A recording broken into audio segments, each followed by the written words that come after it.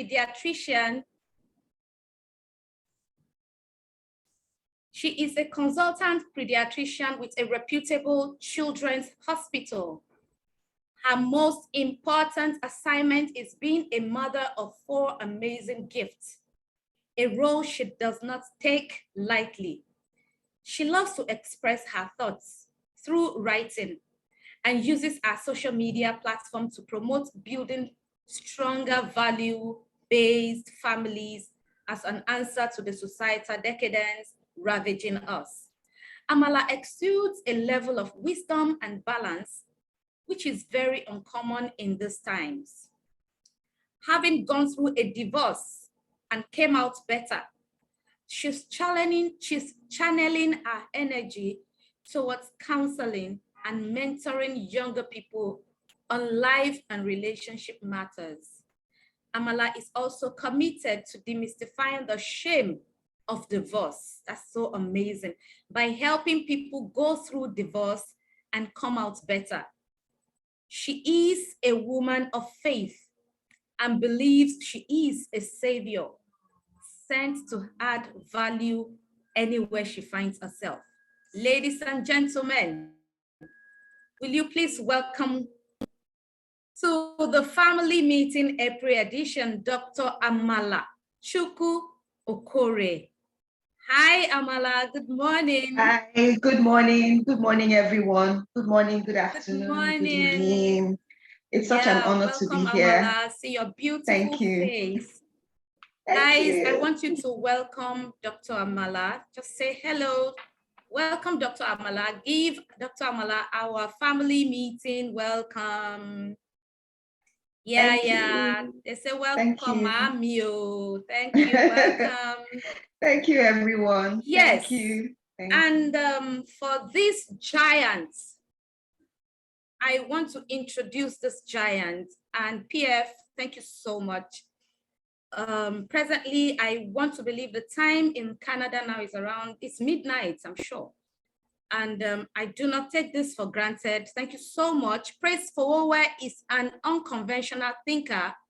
He is a futurist and a premier creator and trainer of family systems engineering, a body of knowledge that assists families build systems that supports their happiness.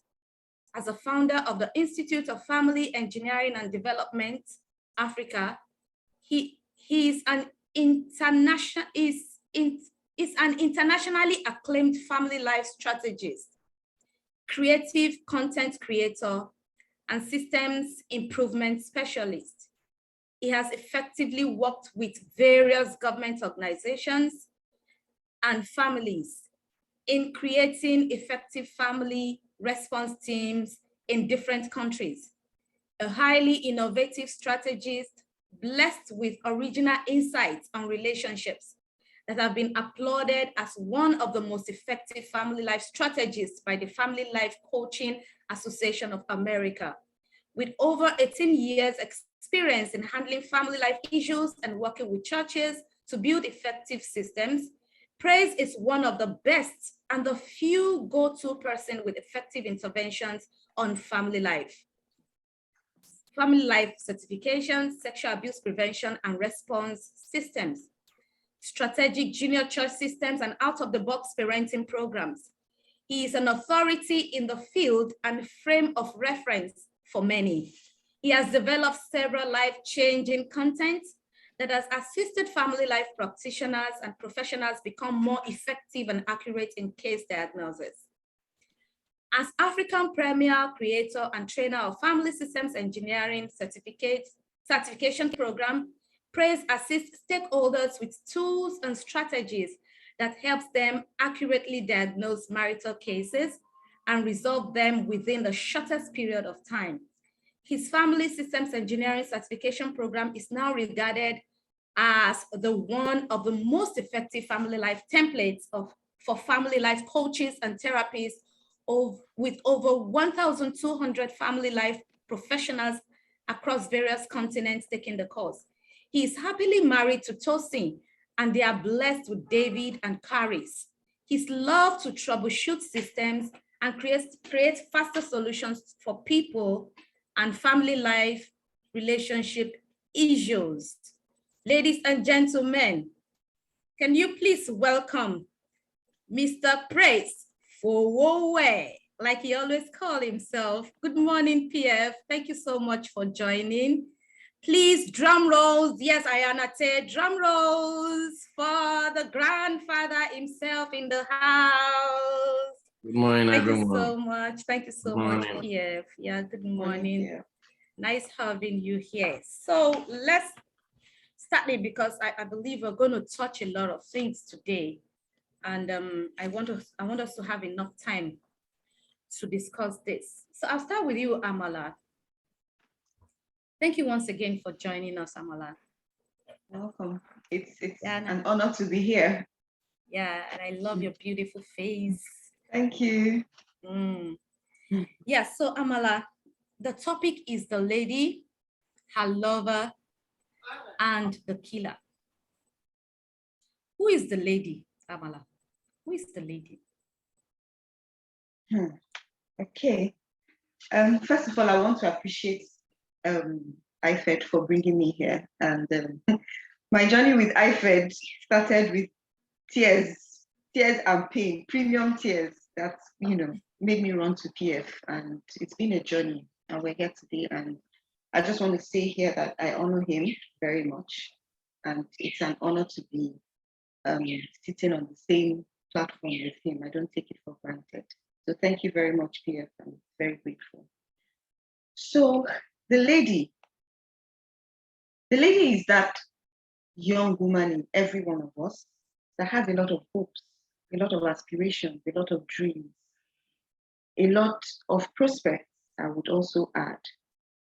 The lady is that innocence that is inherent in every one of us that should be nurtured, should be cared for, should be allowed to blossom, and should be fed with a lot of encouragement and belief in herself and belief in her capabilities. The lady is that child with a lot of innocence in childhood that could be, that innocence could either be allowed to grow into something so mighty or suppressed, depending on the people that are around the lady. So the people that are around the lady, as the lady is journeying through different phases of life, are actually very, very critical to who this lady eventually becomes. So a lady that has a great potential can actually have her life whittled down right before her because of the people she finds around her. So for me, the lady is that young woman that is brought into the world with a lot of innocence, a lot of potential, but depending on what she sees, may end up just being part of the number or triumphing through the challenges that life brings her way. Wow. That was deep, Amala. That was deep. That was deep. So like I told you when we started that in family meeting, we don't just come to tell you do this, do that, because we understand the place of the human being. The one who created us has a design. There's these people that are being abused, these people that a lot of things are happening to, started as a child. I always say this, that for every child sexual predator, that guy that is abusing that baby, they gave birth to him and there was ceremony. A lot of people say, congratulations, and we rejoiced over the same person. And the same thing, this lady, who is this lady? And Amala has given us a good exposition of who the lady is. That beautiful girl, that innocent girl that needs to be nurtured,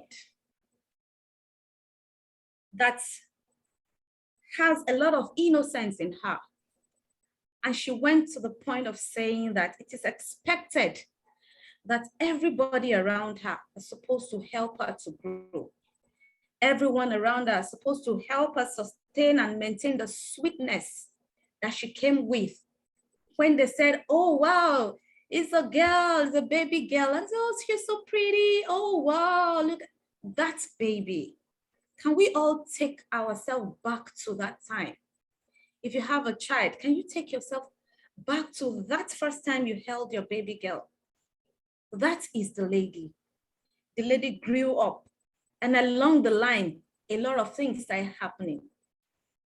So this is how we handle situations like this. We don't just come out to say, if you start saying this, start doing this to you, then this should be done. No, we don't believe in that fire brigade approach. We take the roots down to understand the basis.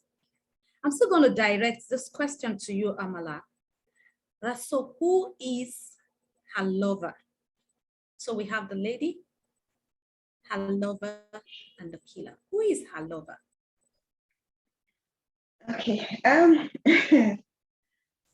every girl child, all of us watched those very nice cartoons when we were little, where there's somebody that comes to rescue you from, all those Beauty and the Beast kind of stories. And we all have those images in our minds as we're growing up. Right from the time that we're little, we as young girls are conditioned to want to desire a marriage, a family, nurturing people. The lover is that person that the lady thinks or believes is going to come and nurture her, is going to come and save her, is going to be her ride or die. And at the time the lady is coming up, you would never for once think that anything about your lover is going to change in the future. And that's why for most of us, at the time we meet this love, I mean, we've spent our childhood idolizing this man that will come in a horse with an armor, and it's going to come and save us. It's going to come, and if I want to meet this lover, everything goes away. A lover is a nurturer. A lover is somebody who is supposed to help you to blossom. A lover is that your person that should be your safe space, in whose corner you can be laid bare and you're not ashamed and you're not afraid. And actually, I think that's a lot of responsibility to put on anyone, because the concept of the lover for most women is almost like she's like a hero, like a savior, and we are conditioned from childhood to expect this when we get to a particular age. So that's why for most women, by the time you get to a certain age, you desire to be married. And if you're not married at a certain age, you start wondering if something is wrong with you. You start doing 7 days dry, fasting, night vigils, up and down, because you expect that at that point in your life, a lover should have come into your life. And it's a natural desire for us, and it's nothing to be ashamed of if you desire it. Most women want to have that. So that's who a lover is: a nurturer, a safe space, a caregiver, the one in whom you're with, and you just have that sense of security that everything is going to be okay. So that's who I think a lover is. Oh my God, look at the dream. The lover. The lover. The nurturer. The one that will come with the other leg of your shoe, like we have in that cartoon. Oh my right? God. That's the dream. That's the dream. That's the dream every lady has, who wants that person that will just take care of you, love upon you. And that's the expectations we all have. PF, my Augusta. You heard all that all that Amala has described. Can you imagine all those expectations? PF, so what happened? What happened? Why, how can we now separate the lover from the killer? What happened to the lover? Amala has described a fantastic image, and I wish that is how, that every one of us should just live happily ever after. The end. You know how those cartoon used to end. PF, we meet a lot of disappointment. What are the things we are not paying attention to? And what happened? Why has the lover become the killer? What happened? And when we say a killer here, when it's not only physical killing, I'm sure you know, we have the emotional and the psychological aspect to it. I Okay. yield the mic to you. Thank you very much. When we talk about the lover, I mean, the recipe for failure is to first of all expecting someone else to do what you can do for yourself. So we say that human beings are magnets, and if you're not careful, you will attract your type, and broken people attract themselves, even though at the point of marriage, they may not look broken. So if you do not love yourself enough, you may also be a lover who is also a killer, right? And you would realize that trapped in every killer is that lover. And sometimes, you know, a lover can become a killer as well. So when you look at someone who is a killer, that's someone who does not, is not secured in himself, who always feels that their sustenance or esteem stems from who they can control, who can be under them, and they cannot stand contrary opinion. As a matter of fact, the moment you are dealing with someone who cannot define who a male and a female is, you're already going to be in crisis. So the moment our definition of male and female is totally, it's not in sync with humanity expressed in two gender, male and female, you become susceptible to all kinds of abuse. And let's not forget that there are systems that can love you, but can also kill you. One of those systems is parenting. Parenting can be a lover and a killer in the sense that when a child is born, right, and you're excited, and the first question you're asking a boy or girl, and if he says girl, you tell the father you're a lazy man, right? That is a system that loves you, that is already killing you before you can even spell a, English alphabet. As you begin to grow, that system begins to prepare you to end up in someone's home as a wife and makes you feel the totality of your life is expressed in the kitchen. Now that system loves you, but that system is killing you. Now the system that makes you not to express your emotion, that shames you for making mistakes that every human being can make. The system that makes you come home from school and your report card is ready and you're fifth position and they shame you. That system that loves you and kills you because your esteem is being killed, right? And the system is unaware that it's setting you up for another killer who will take the baton and continue. So by the time that system already drained you, then you go into the community. The community makes you believe that something is wrong with you, if you don't have a boyfriend, or something is wrong with you if you're not married. That is a system that loves you. They want to see you to be, in their word, they call you are not responsible until you're married. But that's a system that is killing you. But that system is not also going to spare you when the marriage fails. Then you have religion, right? Religion loves you. Religion won't take you to heaven. But religion is another system that says every woman must submit. The way into a man's heart is through his belly. You hear that during marital counseling, and is your Lord. Sarah called Abraham Lord, and you hear that. So you are not married to a lover, you are married to a Lord. So it's our ancestor that we must worship, an oracle that we must prostrate for, and things like that. And because those systems that love you have set you up for failure, then at the point of marriage, you begin to hear another system that loves you, that says, once you leave my house, your husband's house is now your new house. You have no space here anymore. That's a system that loves you, that should actually provide a buffer and an escape route for you. But that system, has already said to you, that's a dungeon, you got to die there. Now, religion says you can't even do divorce as well. Yeah, so you must endure hardship as a good soldier. That's a system that loves you. So it's not a man.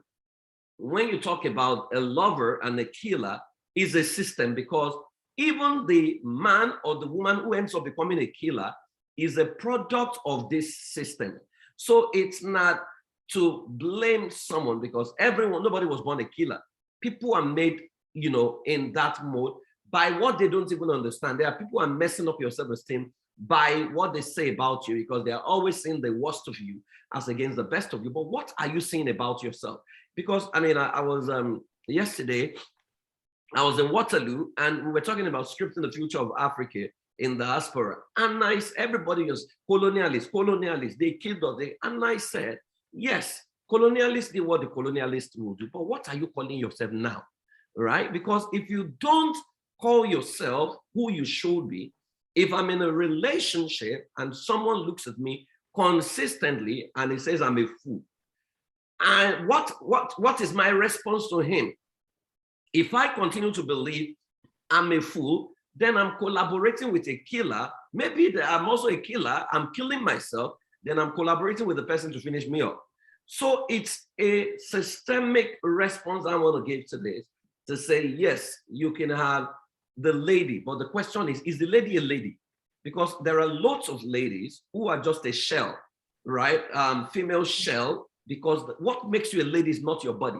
What makes you a lady is your mastery and understanding of your identity and your personality, which you must readily serve without apologies, which society cannot dictate to you, religion cannot dictate to you, family cannot dictate to you. And society is not ready for a woman who is confident of who she is and a woman who can stand her own, but right. Nobody's going to give it to you. You've got to, power is not serve a la carte. You've got to take power, right? Because your power cannot be in somebody's hand. So there are lots, and I've seen lots of ladies, I'm a lady. Then you ask them to define a lady, they don't even know the definition, So it's someone who has mastery, who understands, a role as a human being that is expressed in the feminine body and has capacity to do a whole lot more. Once that lady is not compromised, then when a male shows up who comes to love you, is loving you, you can actually spot it because you love yourself and you know how you don't want to be loved. So at the point of even talking about, can we get married? You have a say. It's not just him having all the say, that I'm coming to take you from your father's house. No. We're going to build a nation. Can we sit down and talk about the terms of engagement and terms of operation, before we even do anything? Now, when you step into the marriage, because people can change, and someone who is supposed to be a lover begins to manifest as a killer, you remember that what must never be compromised is the lady. Wife is a role. Motherhood is a role. Both can leave. The lady is what must remain intact. So when a lover becomes a killer, you revert back to the lady by activating the covenant of life, which is superior to every other form of covenant, to preserve yourself and take yourself away from an environment of pain that may likely kill you. But if you stay in that environment, maybe you actually want that as well. Thank you.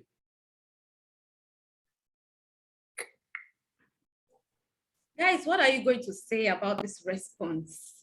It's so deep. Man, PF. Wow.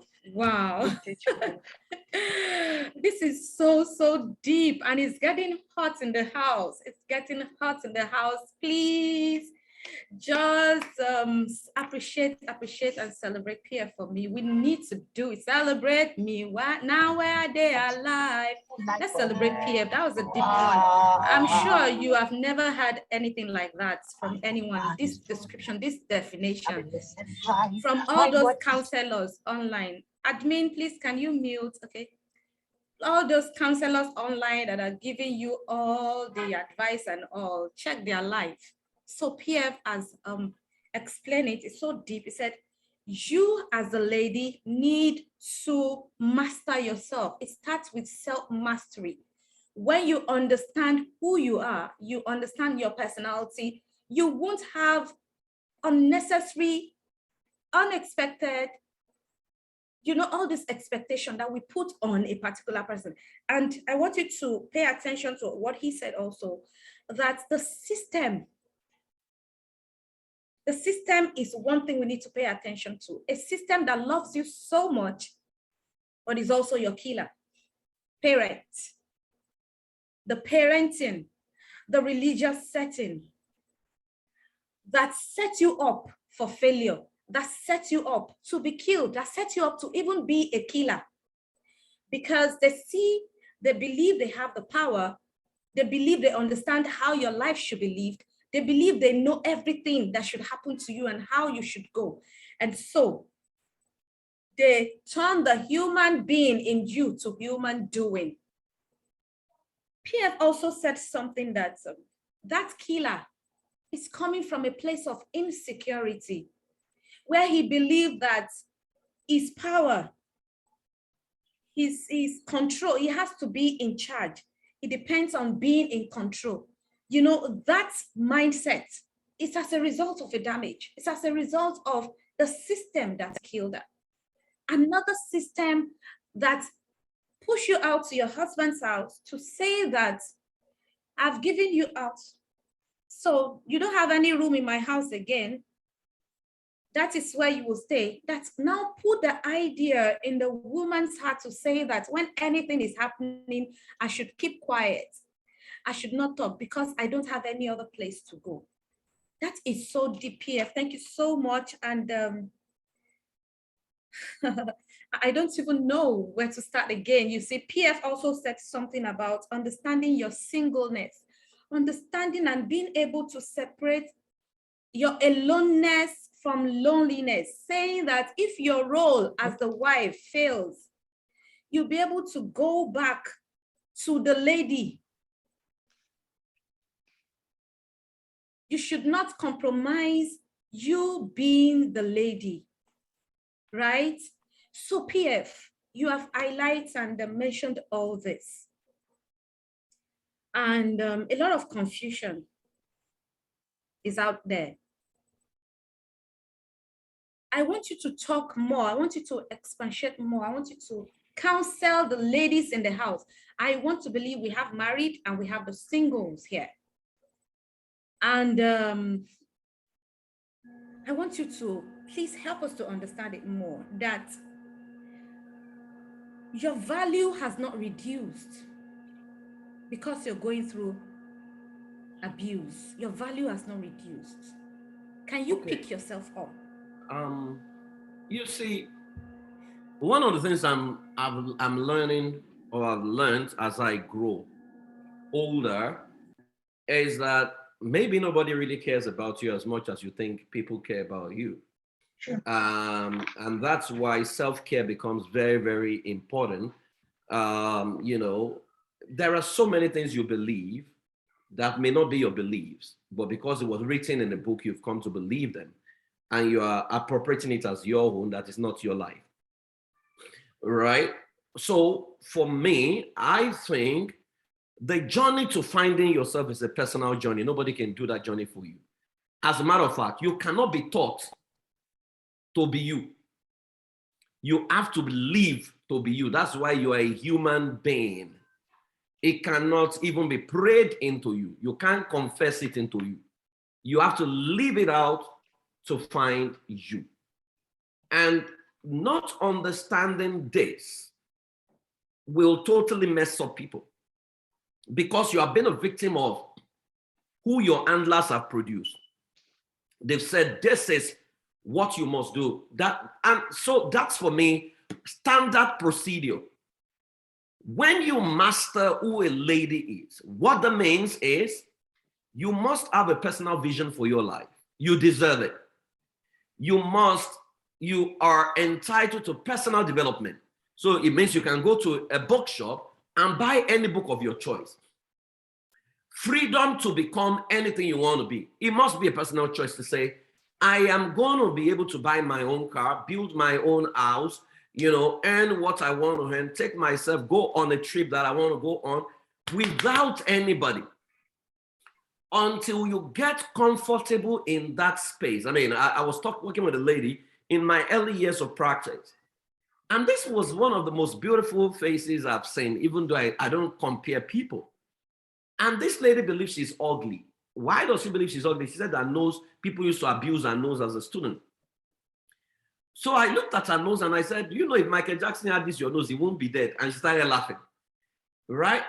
So I asked her, if the top men of God in Nigeria gather and they tell you that you are ugly and that you are the ugliest girl in the world, will you believe them? She said, yes. I said, why will you believe them? She said, because maybe God has revealed something to them about her.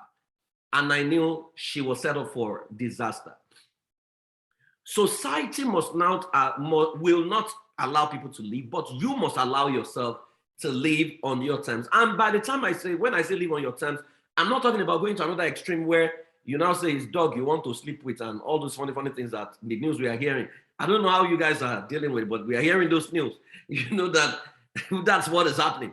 You know, what it means is, because you see, mastering yourself is meekness. But you cannot be meek if you are weak. The criteria for being meek is strength. To say, I know me. I can afford anything I can afford. I don't even need anybody to be me. But with that knowledge, I still choose to believe in the marital institution where I have to collaborate with someone else so I can defer to people. I am humble. What it means is what I can do in my power, I refuse to do it in my wisdom. So I am wise, I am powerful, but I'm wise, not to just become arrogant, because that's another extreme.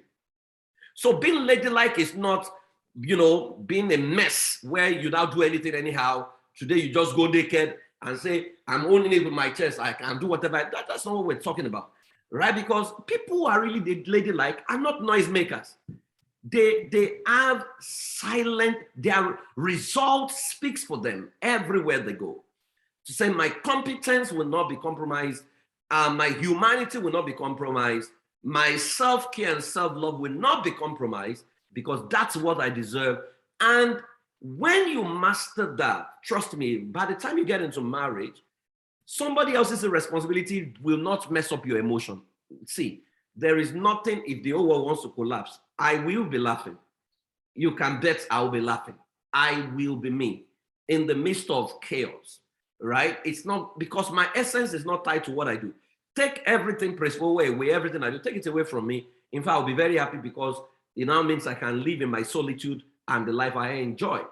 So what I think women need to begin to embrace is, it's your life after all. If you drop dead, nobody will remember your next birthday, except people who are really, really close to you, right? Osinachi is gone right now.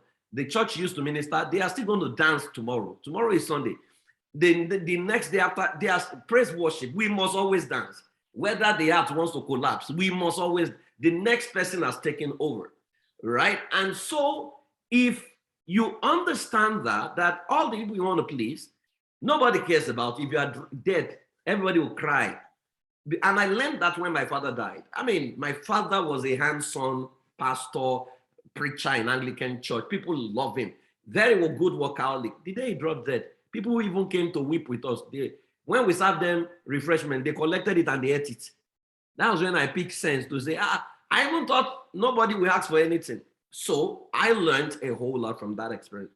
So ladies need to understand that you hold yourself a duty to live, a duty to become the best version of you, a duty to pick a book and read, a duty, to self-nurture, self-care, and to live by the values that are uppermost to you, right? And once you have that understanding and you live it out till it becomes a way of life for you. Yeah, people might call you all kinds of names. People can stand, you can stand the fact that you can stand up to people, you can question things and blah, blah, blah, blah, blah.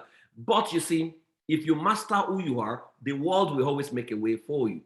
And that self-nurture is what I think everyone now needs to embrace.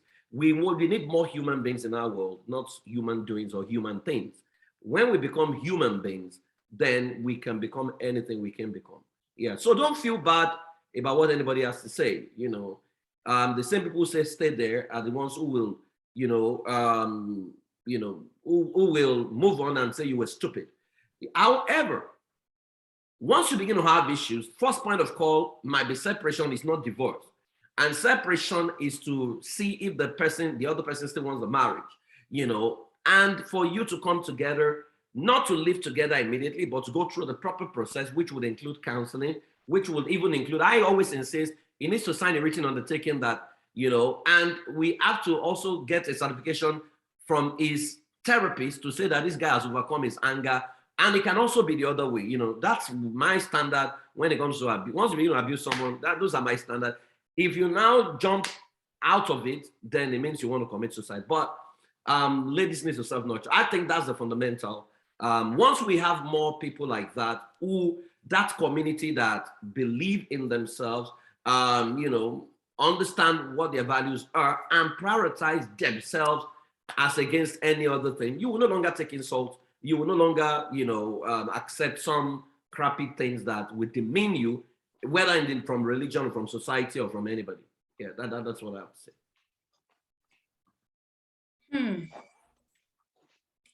Thank you so much, PF. And this is the reason why we are creating this village, where we are open to the truth, the right information, so that we can put the same knowledge into our children. I love what Ini Okoko wrote. She said, please, I need a replay. My daughters need to listen to this, please. Yeah, that is what we expect everybody here to do. And like PF said, abuse is not gender bias. It is both ways. So just as we're saying that the lady should have self-love, find yourself, understand who you are, master who you are, get comfortable in your skin. The society should not define who you should be. See, just like PF was saying, I'll just remember growing up. So when I was growing up, we were told not to walk in a certain way so that we will not lead men to sin. And so I had to stand straight and walk straight without, so I believed that somehow I am not really feminine because I lost my femininity because of the interpretation that was given, because it was slapped out of us when we were growing up. Don't walk, don't shake your bum. And you know that femininity, you have that structure. As a female, there's a way, you know, all those things that our handlers did to us. That is where the killing started from. We lost our identity, our method, the mode of socialization, saying that the lady should, you better know how to sweep, better know how to cook because you're going to cook in a man's house. These are the damages that were done to us. And PF is asking us now that who are you before all these damages happened? You need to go back inward. The good book I read said, everything you need for life and godliness has been given to you. Everything. Every time a desire comes to your heart, know that the universe is bringing that idea. Today, I want to look so pretty. Please go ahead. Today, I wake up, I don't feel like cooking, and I want to stay in bed. Please go ahead. Self-nurturing. And I also love what PF said. PF said, meek is not weak. That's deep. That's a personal one for me, and I'm taking it. Meek is not weak. We need to think about that. The journey, Nikki Ajayi said, the journey to finding myself is a personal journey, which every one of us need to embark on. What are those beliefs that you have been running your life? And unfortunately, we are all living in autopilot. We don't even take time to think about it. You know, recently when somebody wrote on the social media that the marital vow that we read in church, it was not even in the Bible, I was shocked. I felt so stupid. All the till death do us part. How many, can you imagine the number of people that have died because of those vows? Can we start asking questions? Can we start looking inward? For the single ladies that are here, for the single guys that are here, it is high time you understand. Can you pause and think about all those things? Who are you? What do you want? What do you love? So that you don't depend and expect too much from the other person. So that you don't allow the other person to change who you are. So that you will not compromise the lady, that guy, the you that is in you. Amala, I just want to ask you this question. I know that you came from a beautiful environment, as in your background, loving one, where everything is lovey-dovey and mommy hugs you and all. So when you were going through the abuse, so I want us to talk about how your value has not reduced. And I want you to be vulnerable with us. At some point, it was reduced because I know that when you started talking, you said you met PF and with tears, right?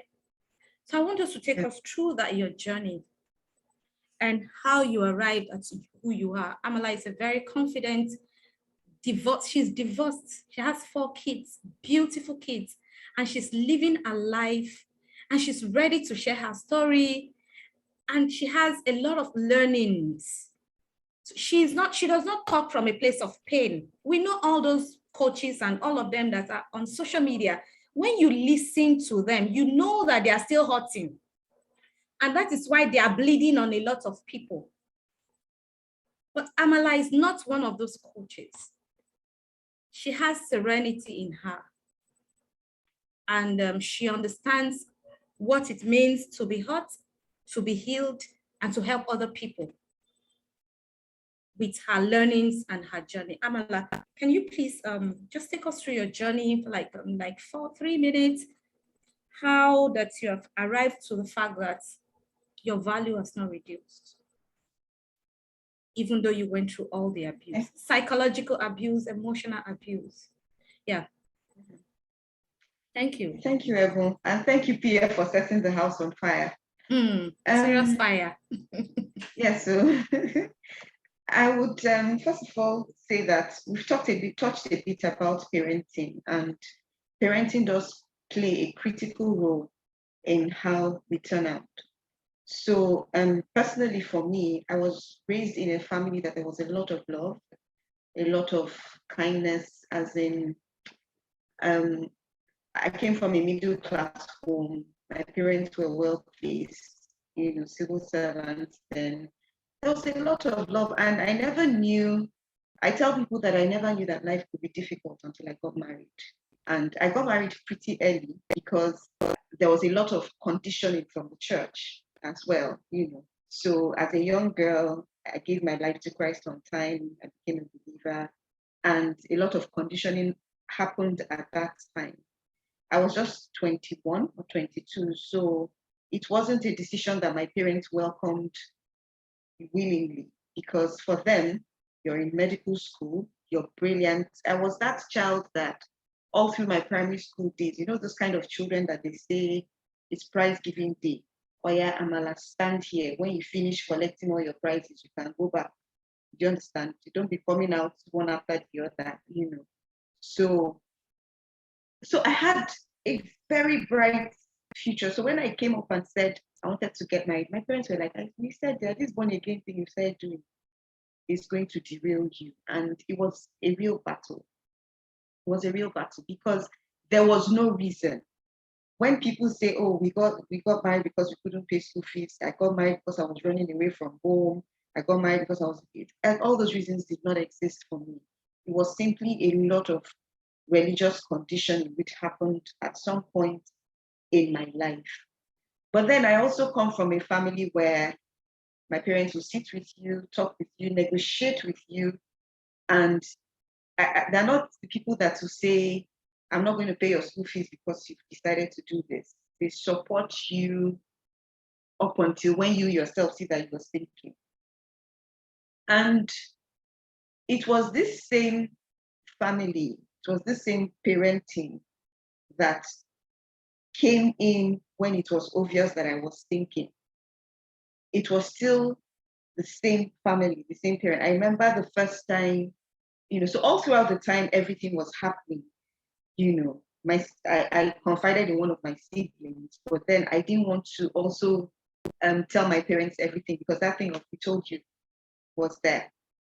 But one of my siblings knew and kept on encouraging me and saying, that if you need to leave it, So, but when it was obvious that it was time to leave, I had a family to go back to. And one of the critical things I remember and I can't forget is that when it was after my parents had tried to see, can we talk about this? Can we reconcile? When my father needed to put his foot down, his phone call to me was, he said, Amala, I want you to know that you have not changed in my eyes. You have done well. You have 4 beautiful children. You're a doctor. You're a consultant pediatrician. You have attained heights that even men have not been able to attain. You are somebody that anybody should be proud that you bear his name. And if somebody is not proud that you bear his name, you don't need that kind of person in your life. He said to me, if you need to come back home, no, he didn't even say if you need to come back home. He said, you have done well, and it is time for you to come back home. And you see, that singular phone call, I just looked at myself, because one of the things that happened to you, I was never beaten, but then abuse escalates. So even though people were not beaten, some people can beat you down with their words. Because one of the things I began to face in the course of the whole thing was, I would stand in front of the mirror and I asked myself, am I really bad like this, that the only thing anybody can think of is discarding me at every point? Like, once there's a problem, yeah, the solution is divorce, the solution is divorce. So along the line, I began to see myself that, am I really that worthless? That's the best thing anybody can do with me is to throw me away just like that, And it began to affect my self-esteem. My self-esteem took a serious hit at that point. I became afraid of the things that I could do. Sometimes I would have to stand in front of the mirror then and speak to myself and say, Amala, this is you. Anybody that went to Ikulu primary school should remember you. I used to terrorize my schoolmates. I wasn't arrogant. But you know how those kind of intelligent people, that when they come up with the Amala, people should give her to collect her prize, let all of us be looking. So I'll stand in front of the mirror and say to myself, Amala, this is you. My mother would say, you used to write a lot. You wrote novels, you wrote books. You had such a great future. What happened to you? Where did this all go wrong? And it was just because somebody is feeding you with who you are not. And because this person is supposed to be the one who nurtures you, and that is where self-awareness, all these things, I didn't know them before I got married. I was very young, like I said. All these things, if I had been self-aware, I would have been able to understand that this is not me that this person is describing. This person is trying to whittle you down and cut you down to size. So I'll look at myself and say, this is not you, Amala. You're better than this. And despite everything, you're still doing well. You're still thriving. You're still pushing on in your career. Why would you let anybody put you down? It was the voice of my father that brought that back. And see, parenting is so important. It's so important, so important. If you're a parent, you mustn't take that assignment lightly. That voice brought me back to who I was. He said, you have boys, you have girls, you have beautiful children. Despite all the challenges you've faced, you're doing well, you're raising your children well, you're a consultant. Many people in your career haven't been able to get there. You have done well. And literally in that split second, after that call with my dad, I dropped the phone, I picked up the phone and I called an agent. I said, look for a house for me. Why? Because the people behind me have said, come back home. Come back home. My father said, come back home. And he said to me, if they say they don't want their children, I'm ready to take them. I'm ready. So the support system was extremely strong. The next call I got after my dad was my brother, my elder brother. He said to me, this is our decision and we're standing behind you. By the time I got all that, because one of the things that happens in that crisis period is that you're confused. You don't even know yourself. So you can't even make any decision. You can't even think straight. But by the time you have people around you reminding you of who you are, telling you, is it not you? You're a prize. You are the prize. You're a gift. You're value to anybody. Anybody should be proud to have you by your side. If it's fine, you're fine. You're beautiful. If it's intelligence, you have it. You're well behaved. My father was reminding me of all these things. You're beautiful. You're intelligent. You're well behaved. You have never made me have reason to be ashamed of you. And one day I had to ask him, I said, Daddy, you never even asked me all the accusations that were leveled against me. You never for once asked me if they are true. And my father said, there was no need. I said, huh? He said, there was no need because I know who I raised. I know who you are. It is important for us to remember who we are and to have people around us that draw us back to who we are. Constantly remind us that this is what you're made of. Because it is when we forget who we are that we think it's okay for somebody to beat us down and step on us. And you may think that, this person is not beating me, so it's okay to be there. Abuse escalates. I know that abuse escalates because at the point where physical violence was threatened, that was when my father said, no way. Well, we've been speaking English over this matter, but I'm not going to let it go beyond this, So abuse escalates. The longer you stay in that environment, because, look at it. If somebody was beating you before you married the person, you probably wouldn't marry the person. Some of us would. Those of us that really have very low self-esteem, some would, but most people would not. And so abuse may not always start from physical abuse. That's what I'm trying to point out here. Sometimes it just starts from, an idiot here and there. You can't amount to anything without me here and there. You can't go far in life if I'm not there, kind of thing, And those words are just dropping bit by bit. Before you know what is happening, you have become so small in your own sight. You have become so small in your own eyes. And you actually begin to believe those things. Why? Because it's coming from the source that is supposed to nurture you. The place of a man in the life of a woman, the place of a husband, the place of a male cover in the life of a woman, it's not a place that should be taken lightly. It's not a role that should be taken lightly. He's a nurturer. So a lot of times, when these people say things to you, they sink, they sit in your mind, and they begin to grow roots in your mind. And if you're not careful, if you're not self-aware, if you don't have a healthy sense of self-esteem, you gradually begin to see yourself like that way, because the person closest to you who is supposed to water you is telling you that is who you are, but that is not who you are. And that is something that we need to teach our girls. You need to know. You need to know who you are, a healthy sense of self-esteem. That's something that I would say I didn't have it, because I was that child that, my where I was brought up, my mother doesn't like to go out. My father goes out a lot. I'm that child that my father will hold in his arms, and we're going for government house dinners. And they'll say, where is your wife? You say, here, here, she's representing her mother. So my father told me, in fact, as a young girl growing up, I knew that I was beautiful. So you can't even come to me to toast me from that point. Why? Because my father had driven it into my head so much. He was the first person that told me, you're beautiful. You have a beautiful figure. Wow, look at how that dress is sitting on you. So and beautiful is the lowest level of toasting you can actually toast me, because I know it. I don't need anybody to tell me that. So it wasn't as if my self-esteem was low. It was just a lot of religious conditioning and, trying to say that, I want to be, spiritual.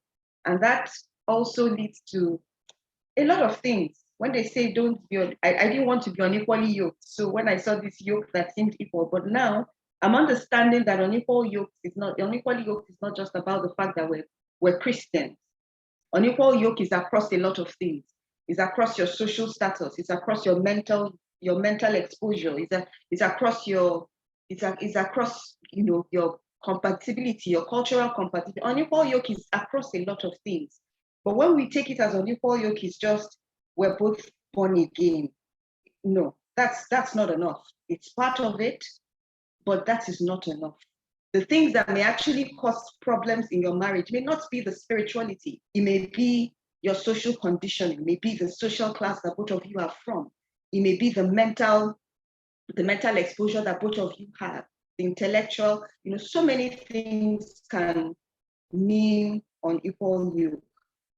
But I thank God that through it all, with help, with therapy, with family support, therapy has really helped me. I've learned how to become more self-aware. I've taken my power back. I've demystified the shame. A lot of therapy went into it. That's how I got to know Praise and the network of people that he has, raised to do that. So with the support from my family, with the support from therapy, from coaching, and a lot of work I did on my own, and I'm still doing on my own. I read a lot. Now I'm reading, I'm investing in getting knowledge from other things, so many things that I didn't know before I got married.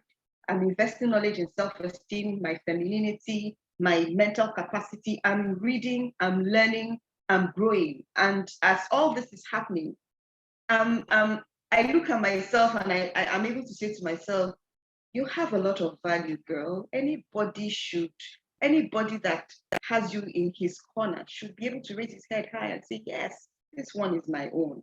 Because as I am now, I know that I bring value. It took a lot of work, I would say, but it's something that if any of us is committed to doing, we can do. And now I'm able to talk about these things from a place of strength, from a place of healing. And I don't have any single iota of bitterness. I believe that this was part of my journey. This was meant to be part of my journey. I've accepted it and I'm running with it because this pain has to bring up something that is going to add value to everyone else. So it was part of my journey and I'm proud to have gone through it and I'm coming out of it with my head high. So it's something that anybody can do. Thank you. It's becoming so emotional in the house.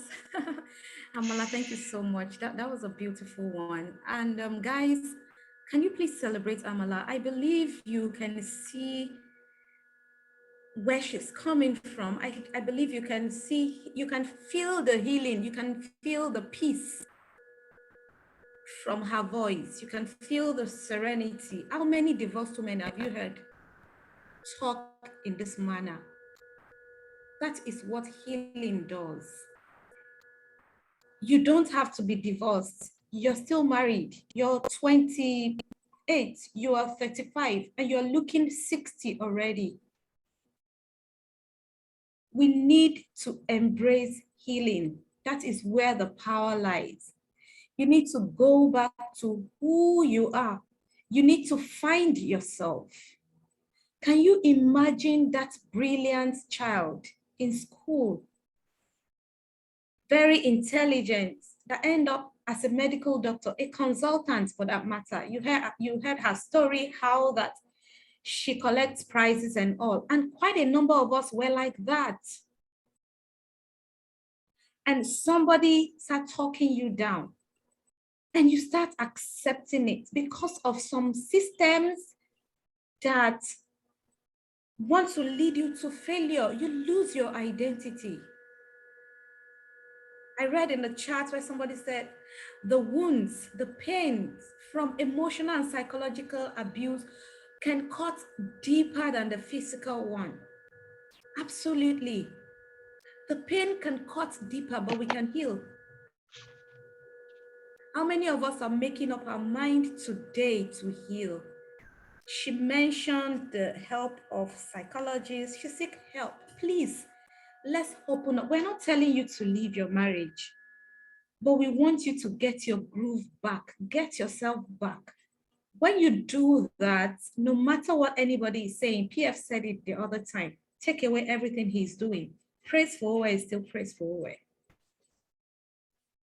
When we remove the title of Mrs., title of Mommy Tola, Mommy Tayo, who are you? Who was that girl that went to the university with, you know how you studied to pass JAM, to struggle to enter the university? you now get into a role of wife, mother, and you're losing yourself, husband, father, and you're losing yourself. You don't have to. And this is a cycle we are, this is the thing we have been repeating. It's a cycle. It was passed down to us. And if care is not taken, you're passing it down to your children. And that is why we are doing this, to say that we don't want us to pass it down to our children. And if you even care to know, those children are not even ready. They don't want to live their life like ours. And it seemed to me that quite a number of people are losing their children. So you need to pause. Understand how to raise, or you need to heal. You can't give what you don't have. Amala just said it. She went for therapy. She sought help. She sought help. She went for therapy. She started reading books and getting herself educated. You need to just pause. Stop living in autopilot. What do you need to start doing differently? Very important. Can you pay attention to that need? Parents, for those of us that have grown-up children already, what are the mistakes you have made? Can you go back and redo it? Can you be vulnerable enough to tell your children that, see, I'm sorry, I didn't get it right, but I think I'm going through a level of understanding and evolution now, and this is what I want you to see. This is the reason why we're raising this village. This is the reason why we're raising this community, to say that we need to start. It is from here that the society can change. And at this point, I want to mention that at the Institute of Family Systems, Family Engineering and Development, we have a course, Family Systems Engineering Certification course. Please, Tolani, I know you're there. Please, can you drop your phone number so that people can reach you? This is where it starts. You need to get educated. Somebody was asking that Amala should explain the conditioning of religion. Oh my God, PF is going to do that. I'm going to ask PF to do that. A lot of condition. Can you imagine a 21-year-old in medical school? The family was not even, they didn't even want her to do that. But the religion setting, a lot of conditioning, a lot of damaging things. And it is high time. Our children are thinking and they are asking questions. And it is high time we start thinking. We need to know the truth. If we want to live by some other people's culture, because that's what we are doing. Some other people's culture has become our own way of life. And people are started asking questions. Now we know that, the Reno Omokri wrote something about Yul Edochie talking about polygamy. He's even sending us back to the scripture to say that those men of God that God used, those men that God used were polygamists. So we need to start. We're not saying that men should go ahead and do that, but we need to start asking questions, right? So PF, we have a lot of people here that they have lost their esteem. They don't even know how to go about it. So when you're talking about get yourself back, who are you, self-esteem, they are depressed, maybe mild depression, that they can't even touch it. They can't even touch it. They don't even understand it. They don't have a family setting like Amala did. Because some of them even, they got married because they're trying to run away from their family. They were tired of the kind of life they're living with the family. PF, please, okay, what can these people do? Thank you very much. Before I answer that question, let me say that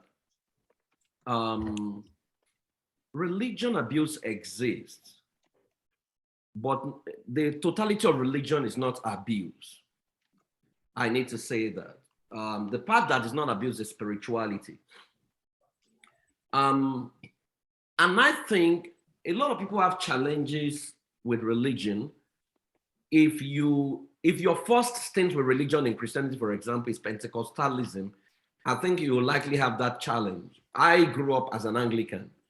one of the things Anglican will teach you is solidity. We question our priests. We were not afraid of them.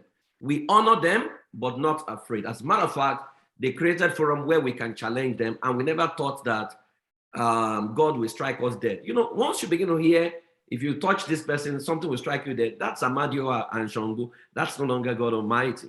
All right. I think it was when I got on Pentecostalism that I began to see that people shake around their pastors, and I couldn't understand that because this is a human being. And I always ask, is this how his children shake around him? So what I usually do is I would relate with the pastor the way his children relate with him. So if I don't see his children shake, I can never shake, right? And I think everybody, I don't even like to blame pastors or blame anybody because the Bible is written in English, Quran is written in English, maybe originally Arabic and Greek or Hebrew. You have the greatest investment your parents have done is to send you to school. Now, if you still now depend on someone to interpret what is written in black and white for you, then maybe the education is a waste, right? And none of us can get out of life alive. So don't ever think it's one person that's keeping you alive by some spiritual force. That doesn't exist. I think that part of the problem Nigeria has had is we have been impoverished, that the basic things the government should produce are the things we're trusting prayers to produce. So that in itself has created all kinds of gaps that people exploit. And we all need to understand that. So I must state that clearly, all right? So that you don't put your hope on a man who is also because it's also looking for how to get to heaven anyway. So I was reading a story here yesterday night that happened in Nigeria where a man was selling a ticket to heaven for 350,000 naira and got people to relocate from their village to Ekiti to say he's now going to prepare them to go to heaven.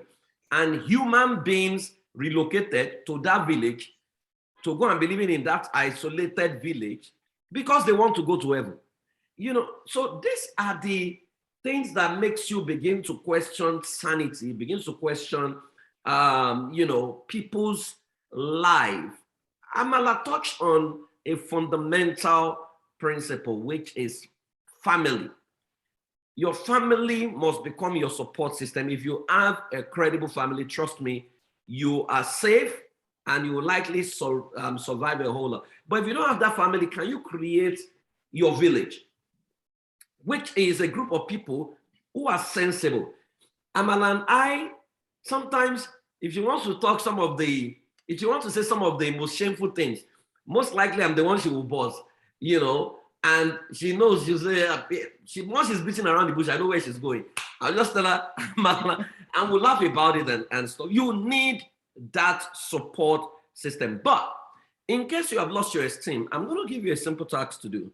There's something we call power sport.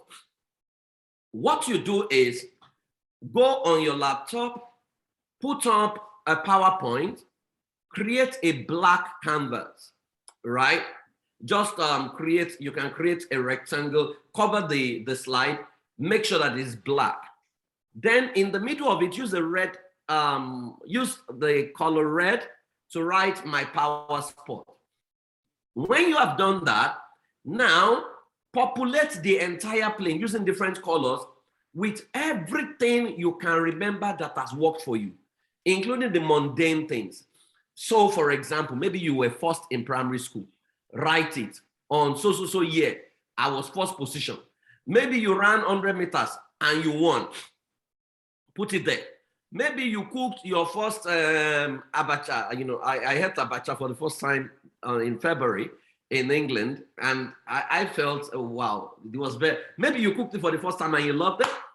Write it there. Everything that has worked, no matter how mundane they are, populate that entire canvas with it. Now, when you're done with that and the whole place is packed, the next thing you need to do is look for some soft music like jazz. Darken the entire room. Make sure that the room you are in is dark. Project that slide and stare at everything you have written taking each point at a time. So for example, if you pick the day I came first at school and I won the prize giving day, let your mind take you back to that event. Now, behave, pretend as if it's just happening, relive it, watch that TV again, right? By the time you go through that entire screen, because your mind does not know the difference between what is simulated and what is real. Your mind understands present. If you do that, your brain begins to secrete dopamine, which is the feel-good emotion, which is actually what you need for you to regain your esteem. Now, if you do that activity over and over and over again, you realize that you begin to take your power back, because you see, nobody has a right to mess up your esteem. You need to learn to stand. I mean, one of the reasons I love competence is I hate to be rubbished. So I'm always on top of my game. I tell people when they say, oh, Praise, you're an immigrant. I say, I'm not an immigrant, I'm an expatriate. I didn't come to the US or Canada with an empty brain. I came with value to heart. I didn't come to be looking for jobs. So, and that's why I say, if I can't do what I do in Nigeria, in any country, I better not leave Nigeria. I won't become a nurse in America because that's what is trending. My esteem is too intact for me to do anything else, so you must be able to speak for yourself. I mean, I was having a session with the American Coaching Association the other day, and they were like, oh, they've created some new programs and they want us to go through it, level 1, level 2, level 3. So I said, what's the criteria for level 3? And they told me what the criteria was. You have to have done like 400 hours of field work and blah, blah, blah, blah, blah. And I said, no, I've scaled all of these things. So I'm even above this highest level, but I will do it. And they said, no, you don't have a degree in family science. I said, what does that have to do with my capacity to function here? And they say, that is a criteria. And I said, well, you guys, I don't have to do this program, because if it's performance, ability to deliver result that you want, I think I have it in abundance. And they were looking at me. They said, no, Praise, you are getting angry. I said, no, because you guys always think that Africans don't have a brain.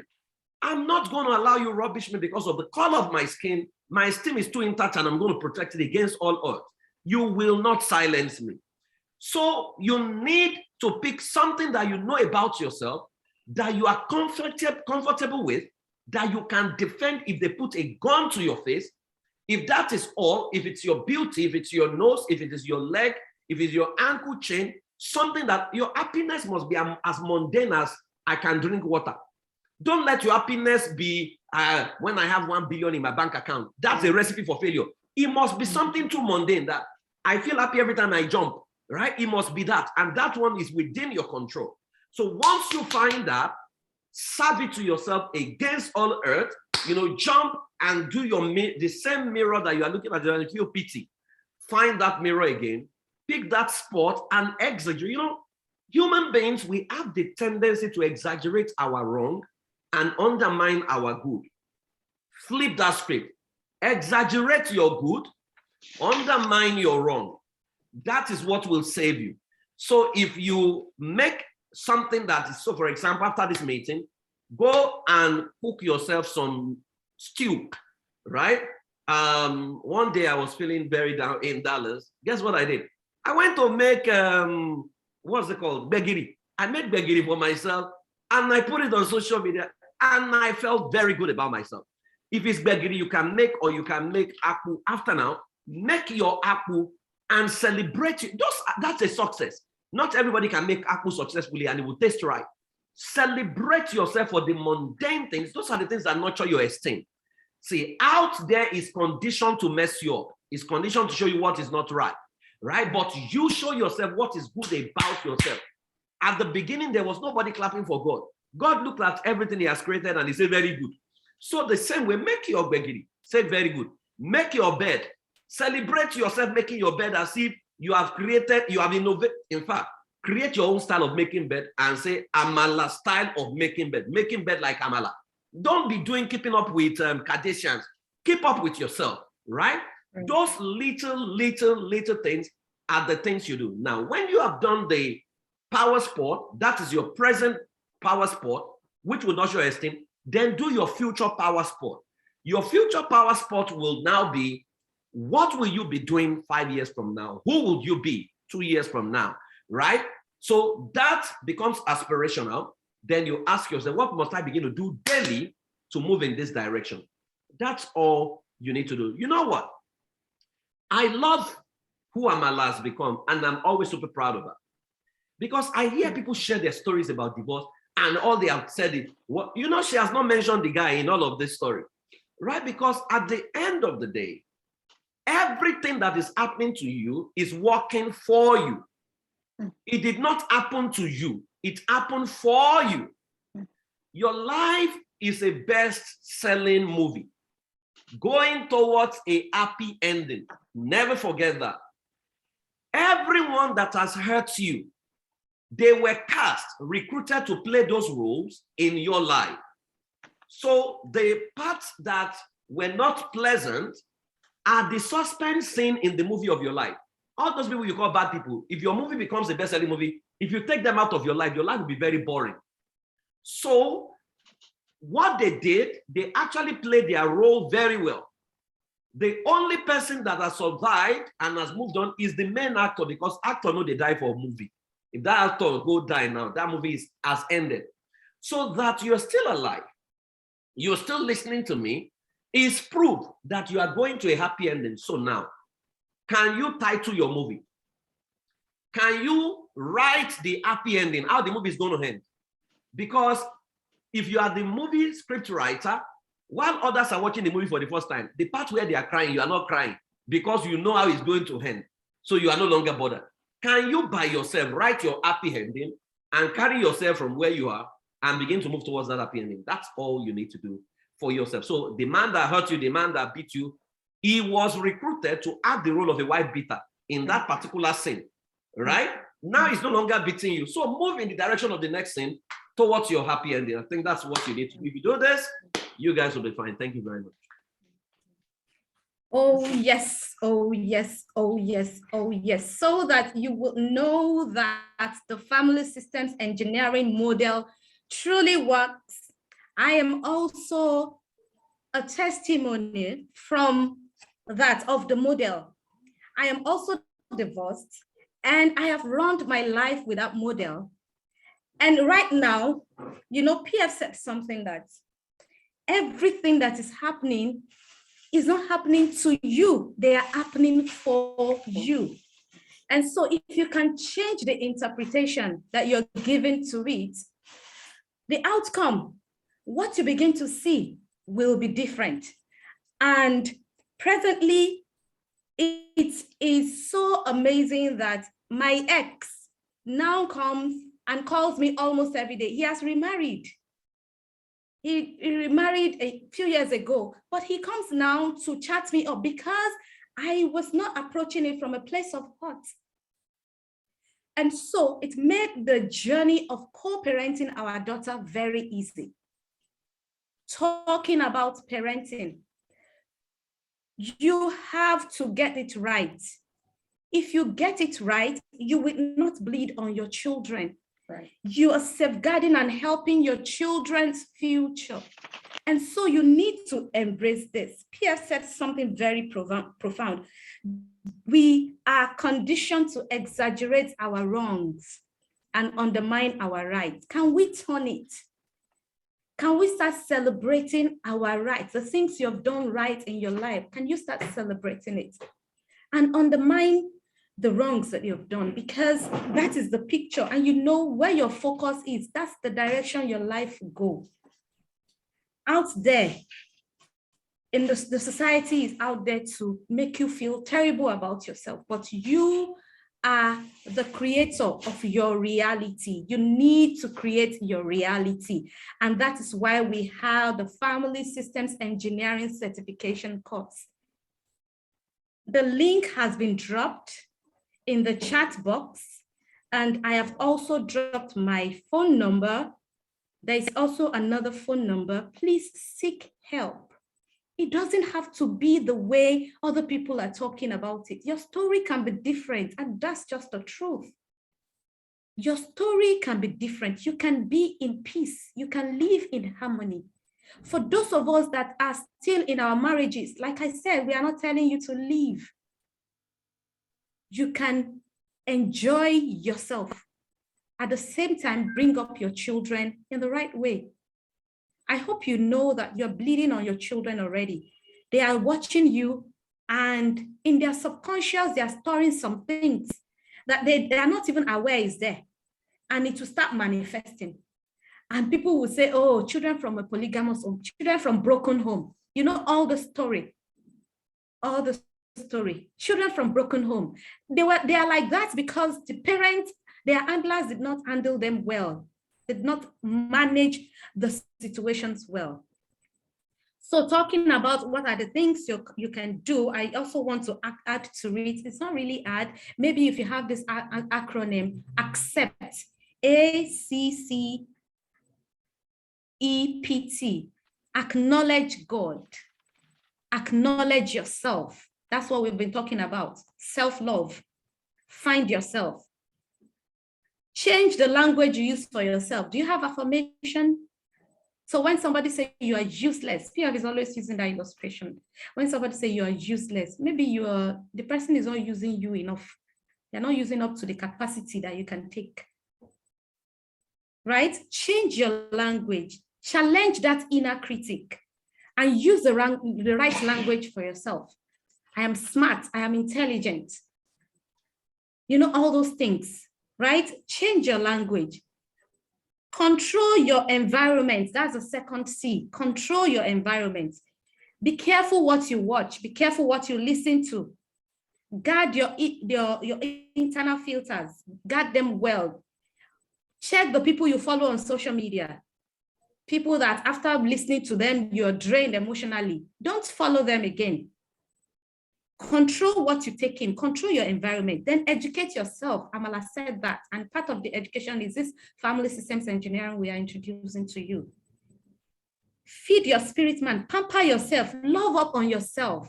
And the last one, tell the world you are comfortable in your skin, enjoy your own company.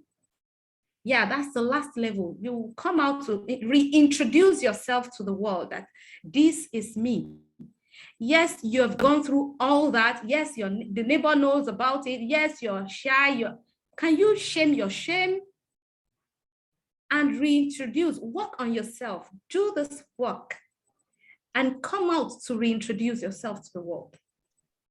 The other program we have that we introduce to the people of our village is the Ready for Life. The Ready for Life is a mentoring program for the children. And it is for children between the ages of 8 to 18. Presently, we have created the curriculum that will cover for the age of 21. So we believe that you don't really have, some of us don't really know how to go about it. This curriculum is designed to help your children, to help them modify their behavior, to help them build the right value system and the right belief system, to help them develop good personality that can help them in this world that we have found ourselves. You know, it's another thing that you're trying to work on your children and they go out there, they mix with other kind of people. This curriculum is designed to help them stand strong in the midst of thorns and thistles. The Ready for Life curriculum. Please, admin, I want you to drop the Ready for Life, the link to Ready for Life curriculum and the phone number that we can call. For your therapy, you can reach out to me. I dropped my phone number, and we can link you up. Then for the Ready for Life, yeah, the link is there already. For the family systems engineering, the link is there. You can follow Amala, your social media handle before we take the, okay, so let me just read this way. Amala, I want you to give us the last word. What do you have to say? Please, before we take that, so that it won't be as if I'm the only one asking questions. Guys, please, do you have questions? Do we have anyone that wants to ask Someone is questions? raising a hand. I think I can see Nena Okafor. Okay, Nena Okafor, yeah, please, admin, allow Nena to unmute herself. Nena Okafor, can you see her? Thank you so much, guys, for hanging out with us today. I'm sure you agree with me that it's been an educative one so far. Admin, can you please, okay, Nena, you can have the mic. Yeah. Hello, everyone. Hi, Good morning Nena. from here. Good morning. Yeah, I'm live from Abuja. Good morning, and thank you for joining us. Yes, it's a pleasure being here today. I've listened to what has been going in the discussion, and I'll be as brief as possible. I listened to what Amala said, you know, how she left the marriage and the support system she had in place. Yeah, I want to point out a few things. I too have a failed marriage, you know. My marriage ended in January 2020. And Amala talked about emotional abuse and your self-esteem, your self-worth. I lived with a man for 8 years who abused me emotionally, mentally, and physically, you know. But I was lucky in that marriage in the sense that before I got married, I'd already met a PF, as you refer to him, Praise, you know. And of course, I owe Praise a lot, you know. Everything he did for me was pro bono. He never charged me for anything. In as much as I pestered him, anytime I called him, he would set up a meeting with me, you know. And he had already worked on my psyche before I went into that marriage, which was a mistake on my part. Because by the time I met the man I married, I did not consult Praise. I did not consult any pastor, nobody. Oh, I was 37, time was going. There was no time. If I went to meet anybody, they would tell me, okay, no, don't go ahead. I wanted to get married. I take the fault. It was all mine, you know. But during the course of the marriage, in the marriage, you know, he used to tell me, you're ugly. If you left this marriage, you know, like you always threatened to, you're not going to find a man that will even look at you, not talk of marrying you again. Those were always his words. You're too ugly, you're this, you're that. You know, you always brought down my self-esteem all the time, you know? And this was a man that wasn't working. I was the sole breadwinner, rent, everything. He wasn't doing anything to help me financially. Yet he would beat me. I had 10 miscarriages, you know? And so all those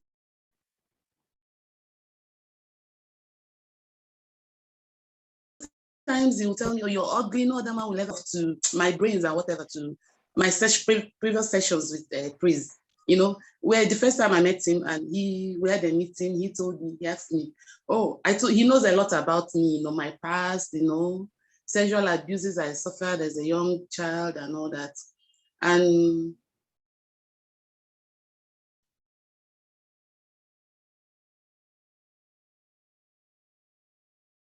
he really helped bring me out of that abyss. So, you know, I had in the back of my brain that I was not good looking, you know. So he said, okay, write out what you think are your best features and all the physical features. And I did.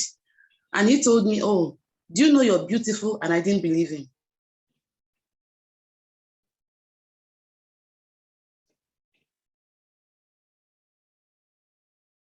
Do you know you're intelligent? I came on the phone and meeting with him, and which he did for free. Thank you, Praise, you know. So, when I got into that marriage and he said all those things to me, I said, no, I'm beautiful, I'm intelligent. I already knew where he was coming from.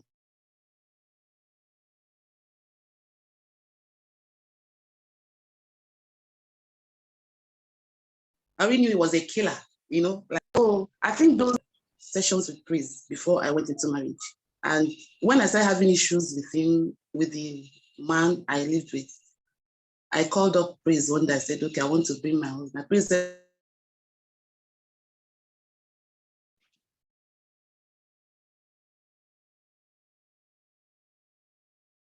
oh, you're married? I said, I'm married now. Praise knows me so well that, So after the whole thing, I could see this expression on Praise's face, like, oh, you, after your sessions with me, you still dabbled into this kind of marriage. Well, and after a time, I said, okay, I don't need to keep on going back to Praise because, I mean, if you're sent to school, you don't expect everything to be taught to you in school. You already gave me the basics on how to survive and, and work on my self-esteem. And I applied it and I was able to quit the marriage. And my self-esteem is still intact. I don't have high BP, nothing, I'm happier and. So, and again, Amala spoke about family support system, which I had. She was lucky she had the money to move out. I was lucky I had a brother who has a house somewhere and he gave me an accommodation in Abuja. So I just want to, this is my little contribution to the discussion today, because my previous sessions with Praise before I got married really helped. So thank you. Thank you so much, Nena. Thank you for being so vulnerable with your story and sending you a lot of love and peace from this end. Like Pierre said, everything that happened for you. All those things are going to eventually add up together because they are tools. They are tools in your hands and you're still going to use them to help other people. Keep learning, keep loving up on yourself and start showing up. Yes, I have Annette. Did I get that right? Annette. Yeah, Annette, right? Yeah. Okay, Right. Annette. Nice. Annette, can you unmute yourself? And Yes, yeah, I okay. think I'm on it now. All right. Hi, everyone. Hi. My name is Welcome, Annette. Noeli. Hi, and my name is also Hawi. I'm calling you I'm joining this session from the US, so my voice is a bit husky because it's still very early in the morning. And thank you very much for putting this together. I am always anywhere Amala is. Amala and I went to high school together, so we have walked each other's journey together, sort of. I'm very proud of who she has become. I'm still on my journey, I believe, and I'm very grateful for all those that supported her. Okay, I'm not going to say my story here because it's a very long story, but I'm going to try to summarize. So, I come from Catholic home. My parents were both knights. My mom was a disciplinarian, and like many young Nigerian girls, I married for many wrong reasons. My mom was really strict. So at 25, I was already tired of being at home. I was in an abusive relationship, but I didn't tell anyone. No one knew. And so I went into that marriage. So I wanted to marry early. Eventually, I was emotionally, psychologically, and physically abused. There was infidelity. Unlike Amala, I didn't have the kind of support that she had, in the sense that my parents were knights and they didn't want to hear anything about your marriage not working. So going home was not even an option for me. And so I hid it from everyone until my sister completed her NYC and came to live with me, was when she then discovered, oh, this is what is happening to my sister. She was the one, in fact, she called me one day and she said to me, I'm giving you 2 hours. This is my much younger sister, older than her with 4 or 5 years. She said, I'm giving you 2 hours to call mommy and daddy to tell them what's going on. If you don't, I will. And of course, I make all the excuses. Oh, he's such a great person. It's only that he has a temper. I tried to not, allow her to call them. But I knew I wasn't going to call her, and I knew that I knew I wasn't going to call them, and I knew that if I didn't call them, she would call them. And I said, you know what, maybe it's time we start to talk about this. She did call them, and she moved out of my house because she couldn't bear what she was experiencing. However, despite calling my family, they were really afraid for my life and they tried to intervene. But nobody ever told me, you know what, you need to come out. You need to leave. And I love my parents to death till today. My father has now passed 2 years ago. I love them and I know that they really love me. But I think that the conditioning of the Catholic Church just didn't allow them to say, you need to come out. It's as bad as my parents didn't attend my brother's wedding because he wasn't getting married to a Catholic. It's as bad as that. Today, of course, it's different because I've now moved on and they have seen that despite everything, I made it, right? My question now and what I'm currently dealing with is my daughter. I have 3 kids. The oldest is the girl, she's 14. And being the oldest, she did experience and can remember a lot of the things that we went through. And she was also physically abused. He used to beat her as well. And she remembers very clearly. I now live in the US, so we left Nigeria when she was 10. But right from when she was 8, she was already really being beaten like she was an adult. So she saw all of these things, her mom being beaten, nannies being beaten, people being abused, around her. Today, she doesn't speak to her dad.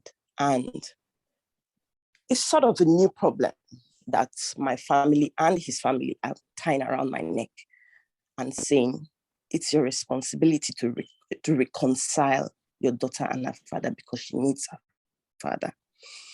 I have been able to manage my mental health by shutting out anyone who is not going to be supportive on this my journey. I've been able to manage it for a long time because raising kids alone, especially in the US, is very tough. And every day it takes the grace of God for me to rise every day, to carry on, right? So this new issue my family is now bringing to my doorstep, it is your responsibility to reconcile her and her father. I used to think that I was doing my best by saying to her that, you need to talk to your dad. This is what, is expected of you as a Christian. This is what God expects you to honor your father and your mother, irrespective of what happened. And I had hoped that as she grows older, I'd be able to continue to have this conversation with her. And as she grows older and more mature, she'll be able to understand, the need for that reconciliation. But the pressure is so much on me now that I'm beginning to see, is it me? Am I doing something wrong? Or should I do something different? Is it really my responsibility? Because at some point I was like, I'm sorry, that's on you. You caused what has now happened to this family. And why am I now being the one dragged to come and solve the problem for you? I'm raising kids, 3 kids on my own. And that was not my plan. That was not what I signed up for. But I've had to make lemonade out of my lemons.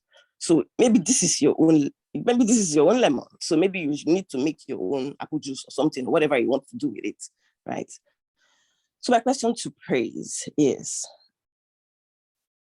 tell me what to do in this situation, if you can. Okay, reconciliation cannot be forced. It cannot be forced. And how old is your daughter?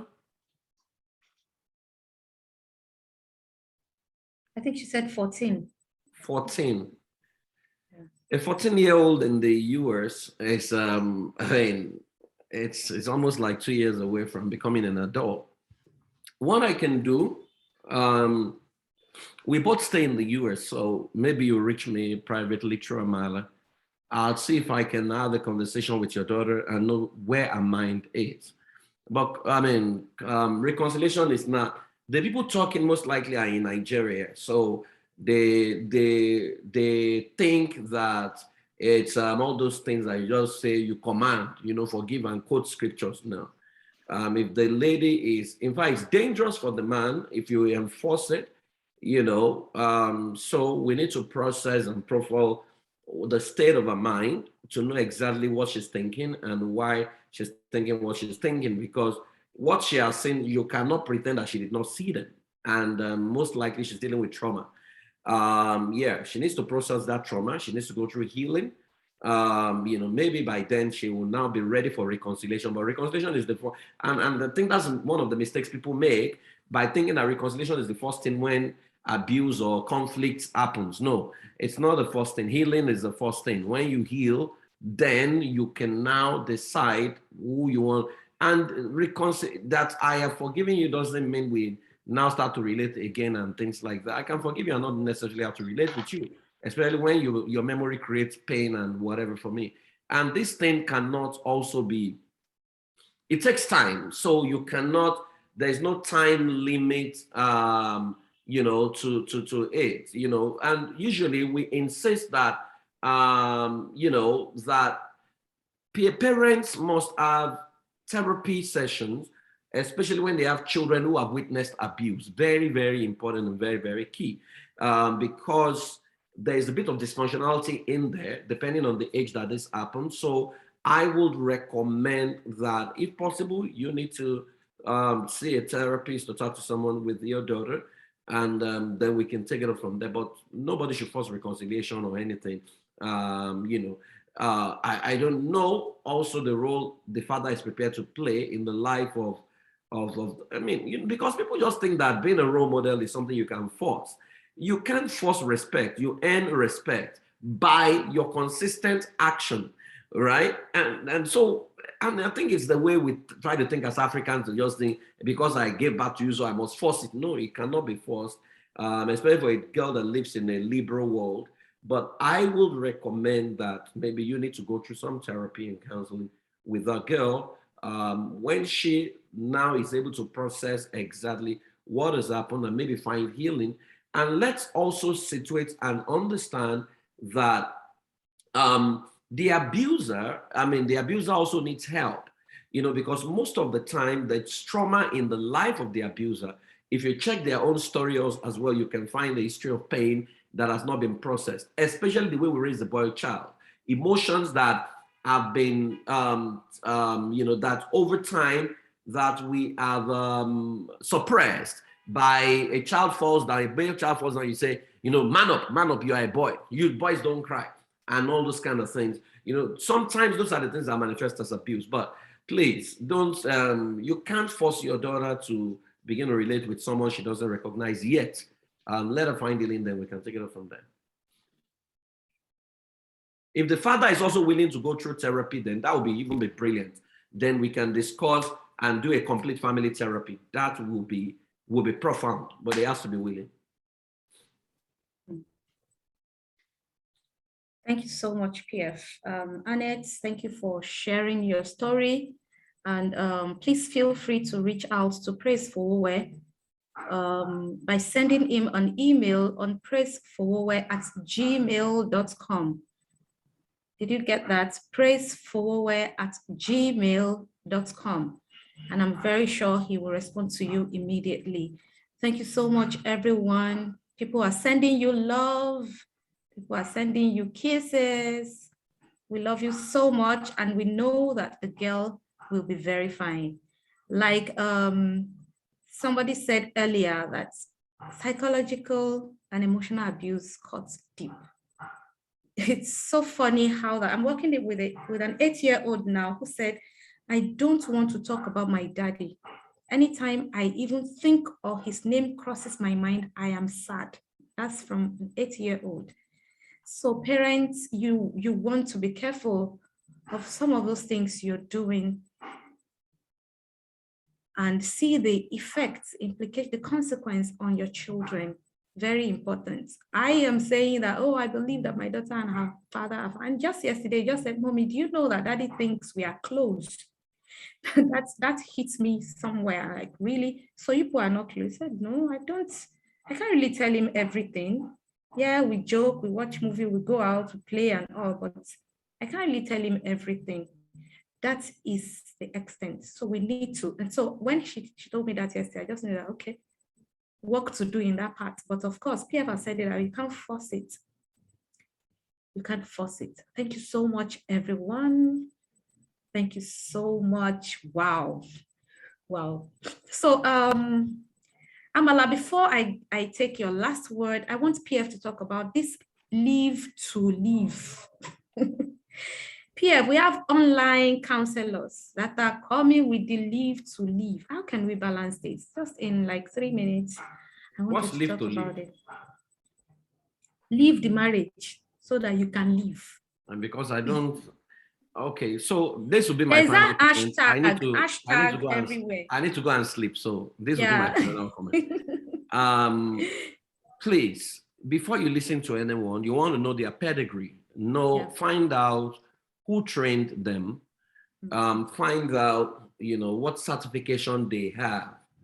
Once you can ascertain those things, just treat them as people using native intelligence or some commentators, because therapy, coaching, counseling are grossly misunderstood and misused words in Africa, and so you have advisors, claim they are, and so these are the problems. So if you listen to social media, every time people reach out to me, Praise, what is your opinion about this? I do not have an opinion because I am not trained to be giving opinion. I mean, people have asked me, are you not going to write about Yoledeche? I am not a celebrity who is building, who is doing clicks by people's story. No, I would respond by writing a science paper, right? Based on research and data. I will not, you can't force me to reply. By the way, I have a plan for my life for the week. And if it doesn't, breaking news does not feature in my plan. So you can't mess up my schedule. So go for a proper person. And anyone you cannot sue, don't work with the person, right? Very key. Because any tested professional would know that they must not tell you what to do. If they tell you what to do, most likely they're not professionals. So there are people, which is why there are rant square or funny groups where people who are bitter are just gathering to be talking and talking and talking. And if you're not careful, if you begin to listen to that, you become very bitter. Let me tell you, everyone is at different stages in their lives. That someone hurt you today doesn't mean the person cannot become a totally different person 10 years down the line. If we all look at our lives from the time we were born, we cannot, none of us here can raise our hand and say we have not hurt someone before. Now, let's assume the person we hurt decide to hold on to that hurt and begin to tell our stories everywhere. So this was what Amala did to me in primary school. She collected my pen. Since then, my mental health was affected. She would be justified, but to what extent? That's why I stand for healing. Now, what you do when your mental health or your esteem is compromised or you are in the midst of abuse is to activate your humanity by separation. Separation is not divorce. Separation is to send the signal that I'm a human being, I'm going to choose me. However, once you have separated, for him to come back to you or for her to come back to you, there must be processes that must be followed, which would include inform the agency involved in your state. If you are within Lagos State, Lagos is a bit more covered and more, proactive about that. We're trying to now create a straight response team. I'm still waiting for them to respond to us. Now, when it comes with elders and pastors to come and beg you, don't go back. Insist he works with a professional. Let the professional ascertain that he has gone through proper therapy and is free to return with a certificate of discharge or a letter or a mail that you can hold on to. So that if he kills you or if he breaks your head, you can say this is the man that worked with him and things like that. Then he needs to write a written undertaking, maybe with police. Then you will now need to do premarital counseling afresh with a professional who can deploy psychometry, data-driven psychometry. Because let me tell you, if you run a culture compatibility test, for example, you can know a marriage that will be susceptible to abuse by beliefs incompatibility. It's as simple as that. But not many people use those kind of models. So if that has been done, then when they now say the two of you can come back, you need to be going for checkup, like you go for medical checkup, marital checkup for the next 6 months, once every month, and he must present himself.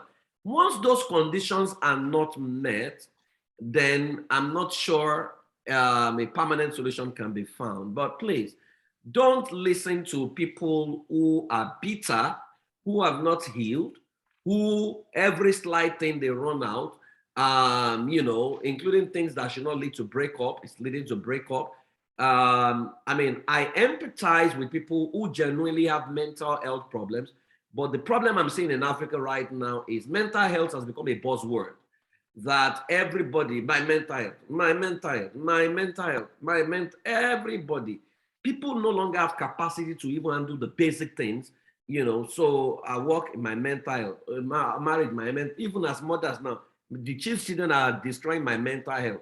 Very soon, even to carry your bucket by yourself is in my mental health, you know. People need to build resilience. They need to build capacity to handle issues. But above all, choose yourself, do what, and make sure that it's your decision, nobody's decision, because the journey into getting out of marriage is not easy, right? And I'm hoping that Amala will speak about the Sunshine community that we are creating. She's the head of that community for people who have gone through divorce, who want to heal and who want to now maybe remarry.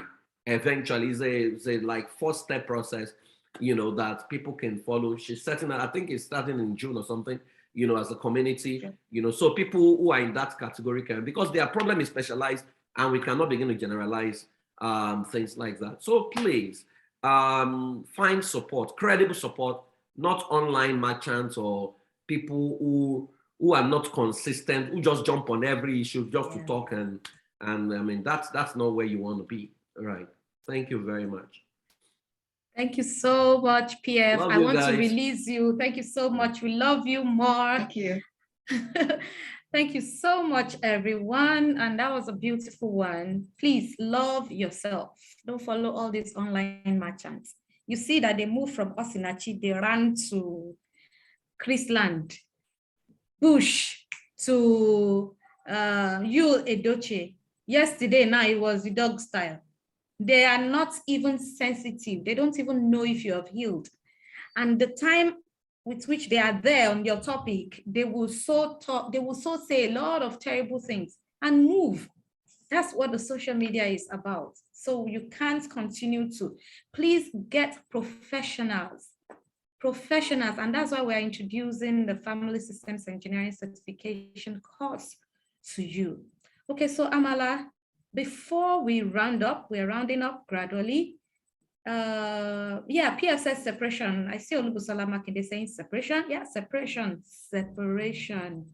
Yes, so that you can help yourself. I have a question. I'm trying to, somebody sent me a direct question that I want you to respond to. So the person is saying that I can't find the question now, but let me, okay, here, I've seen it. So the abuser leaves alone. Separation happened after the last domestic abuse over a year ago. It is obvious he has mental health issues. He is now insisting that the children, all less than 13 years, must visit him at home. But their mom is not comfortable with that. Please advise. Okay, is that question to me? Yeah, that's a question. Yeah, to you. Okay, so in that scenario, depending on where you live, every state in Nigeria and even abroad has child protection services. And if you're in a state like Lagos, they're actually pretty strong. And you know, when it comes to children, they don't take it lightly. So you need to go to child protection services. The person needs to go there and make a case for why she does not feel comfortable with the children being with their father alone. And once they listen to you and are able to come to the same, you know, to agree with you, then they're going to see whether they would allow supervised visits or, you know, find out another working arrangement. The thing is, except a parent has been found to be very harmful to the children, the courts would prefer that the children are equally cared for by both parents. It helps with their stability. So they are not just going to say the father should not have access to his children because you said so. So if you're going there, go there with your evidence that it's going to be harmful to let him be with his children alone. And once you can establish that, then they'll be able to put in place strategies to make sure that he can see his children, but under as Very nice. supervised visits. Yes. Yeah. Thank you very much. I think that's the best. That's the best thing to do. Let it be reported. Saying that it happened. The separation happened last year. That means they have not started the divorce process, or they are not thinking of that. And while they are trying to mediate or work around divorce and all, we need to get protection for the children. We need to get protection for the children. Yeah, Adeshola said a specialized problem shouldn't be generalized. Absolutely. We all have our different stories. Everyone's story is different and unique. Yes, and that's why that's why we're not giving you a straitjacket solution, but to say that find yourself, discover yourself, and know what works for you. Another question from Augusta Olaore: how does one help a man that is in an abusive relationship? Now it is a man. We have already said it when we started that abuse is not gender biased. The man also goes through. And for me, I think I will say that this is why I would say people should open up. PF mentioned something like that when he was talking about how we raise our boys, how we raise the men. They don't talk. It's so difficult to get. For this show, I was actually looking for a guy that can be vulnerable like Amala is, but we didn't get anybody. All of them were just giving me one reason or the other. Men don't open up, and we're saying that we need to start speaking up. You will be surprised that all the story, all these problems we're talking about, they're so little. But because the men will not open up, they just bottle everything up. And so we don't even know what's happening. I think we should allow the men, please, you need to start opening up. Let's hear, let's know what's happening so that we can help you. Seek help. That's just the word, seek help. Amala, do you have anything to say about that? Yes, I think that's just it. Seek help. Men can be abused. I've seen that as well. So open up to look for a therapist or a counselor that you can speak to. The likelihood is that if it's physical abuse, most people won't believe the man. But a counselor that is experienced will know that these things can happen. So seek help. And we have people that you can seek help from. If you reach the admin, even if you're more comfortable speaking to a man, there are people within the FSE network that can attend to you. We have men as well. So if you feel more comfortable with a man, we have a lot of them. So seek help. Yeah, we have like 1,200 people that have graduated, have been trained, certified with the Family Systems Engineering certification. And we are doing so well. Please reach out and seek help. A number has been dropped in the chat box. You can also reach me directly. You can reach Amala directly. We have the links to the classes. We need you to help your children to develop right. We have new rules of parenting. If you have issues with parenting your children, and we have different materials that you can interact with on Praise for YouTube. You can just go to YouTube and click Praise for where we have a lot of, I think we have something about co-parenting with a toxic ex. We have a lot of videos on the YouTube that you can interact with, and you can always reach us, just like we said. Amala, your last word and how people can reach you on social media. Okay, my last words. And first of all, thank you for this opportunity. So I just want to put it out there that this is not, we're not glorifying or encouraging divorce. And I say that because the family system, the Family Institute of Family Education is based on building strong family systems. So if our first point is to encourage divorce, I don't know how we want to build strong families. So that is not why we're here. I was married for 16 years. So I'm not the first person to tell you, oh, I've run out, divorce, if it's not working, end it. No, that's not why we're here. But why we're here is because things happen to even the best of us. Life always throws lemons. So why we're here is, if lemons have been served you, get the tools to make lemonade out of it. So we are also here to speak to the people who are not yet married. Do your premarital assessments, your user's manual, reach out to FSE reach out to Apple, reach out. We have a lot of links in the chat. Do your premarital assessments, do all those checks before you get into marriage. It will save you a lot of stress. If you're also married, like PF mentioned, you have to do marital checkups from time to time. Don't just think that you're on the same page with your partner because both of you are living in the same house. I tell people that I mentally signed out probably like 6 or 7 years before my marriage ended. So I was mentally divorced. I was there, but I wasn't there. And that happens to a lot of people. So if you're not doing marital checkups from time to time, if you're taking your partner for granted, you will think that the person is there and the person is not there. So I encourage those of us who are married, fight for your marriages, fight for your home. The family is the strongest unit that can change the narrative of all the problems we're having in the society. It is all traced to family.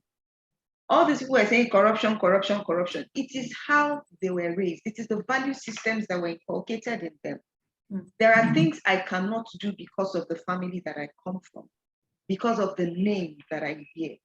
There are things I can't do. And I know that a lot of us that even at my age, there are still some things that when I remember my parents, I'll say, if I do this one, my mommy will not allow me to rest. So I beg, just leave that off. So the family is the answer to virtually all the problems of the society. Raising your children across the right values and belief systems. So it's not something that we should be quick to say, let it end, let it end. And divorce is hard.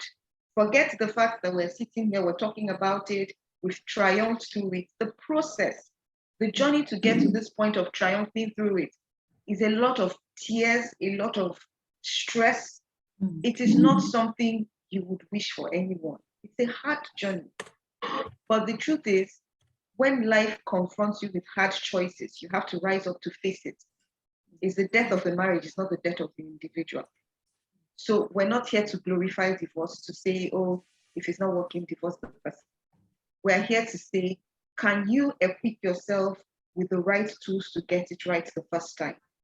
Can you equip yourself with the right tools to make sure that if you're in marriage already, you're doing it right?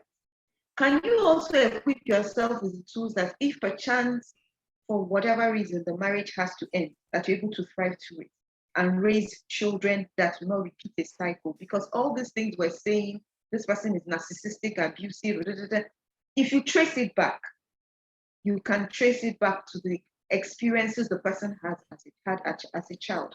It's those experiences that make the person feel it's all right to abuse you because you're a woman, because he saw his father doing it and it seemed normal. And so as much as we try to say separate, divorce leaves scars on the children. And it's not something you enter into casually.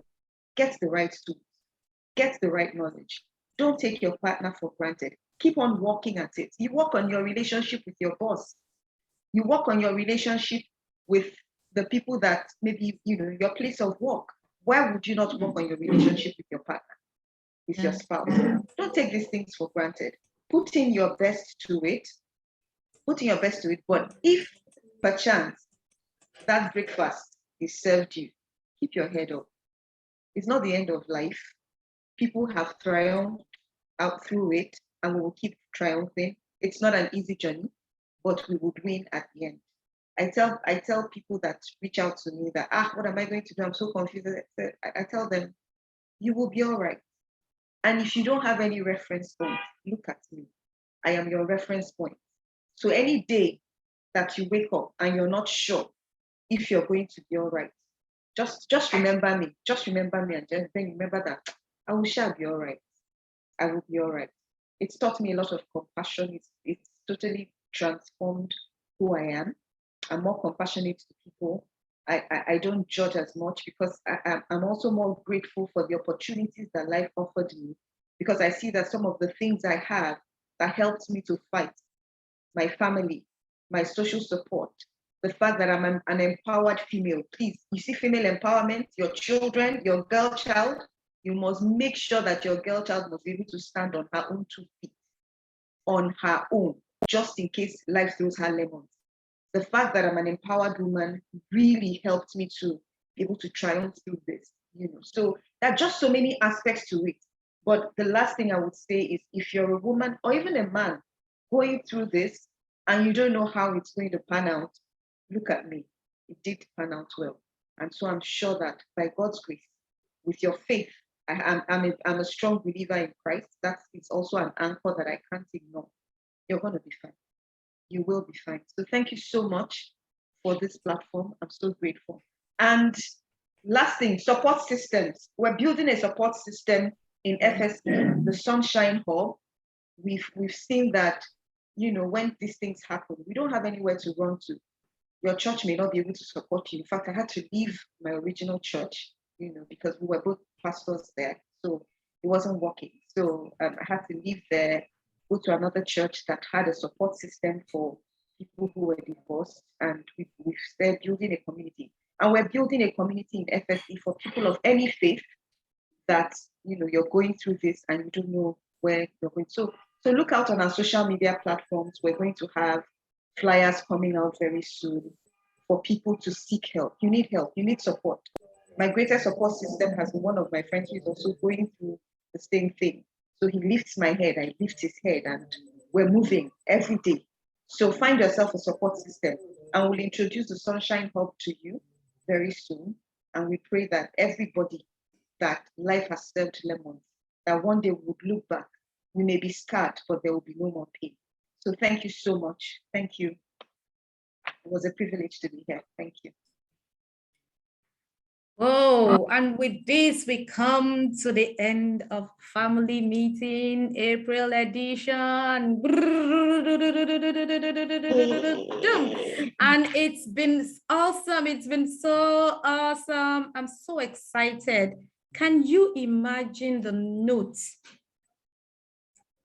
the last note from Amala?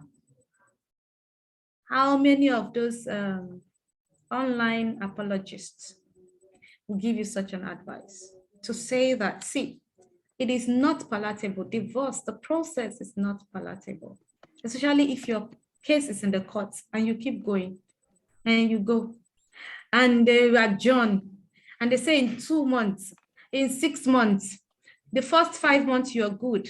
By the time you remember that, next month is court, your system just changed, and the process is not palatable. That's just the truth. So if you can work, please do the work to save your marriage.